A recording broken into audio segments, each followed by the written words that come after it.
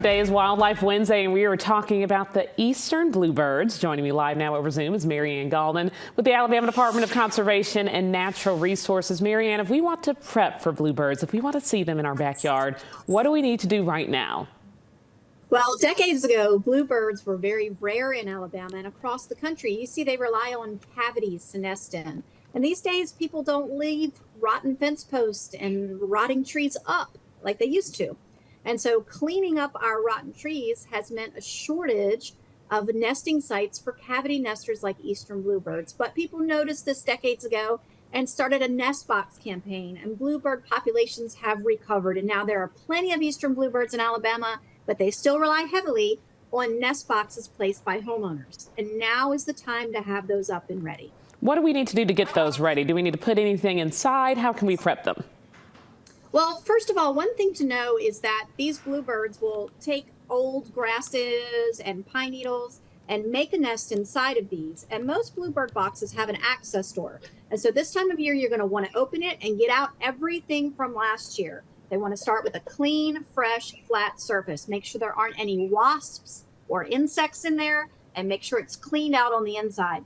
And they're about to start nesting. In fact, some of them may already have, but really you're on time if you can go clean out your bluebird nest boxes now. You even have a little bit of time if you'd like to build one. Just make sure the hole is about 1.5 inches round hole, and these birds will readily use nest boxes. Put it at about eye level for yourself.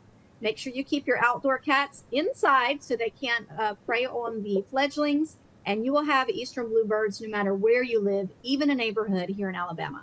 What do we do if we find an egg inside and people like to see them and take pictures? What are some do's and don'ts when we do see the birds there? Well, it is a myth that birds will abandon their nests if you touch them. And so if you have a curious child, for example, that's touched the eggs, the nest, or even the fledgling, that doesn't matter. But it is important that we don't do that on purpose, that you don't go out of your way to touch these animals.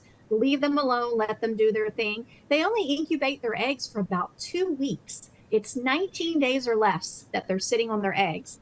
And then just another 2 weeks after hatching, 19 days or less, those birds are flying already and leaving. And eastern bluebirds can have up to 4 broods just in one spring and summer here in Alabama. And so if you have these nest up now, you can sometimes expect 4 sets of babies out of just one nest box in one season. So those nest boxes can be busy during this time of year. Where can we go for all of these tips and tricks?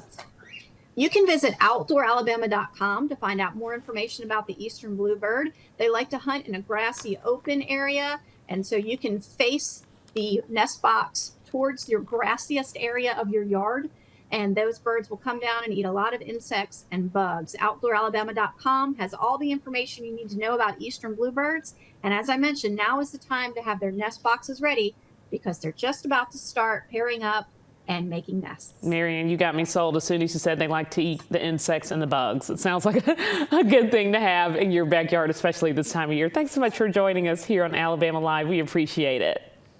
Thank you.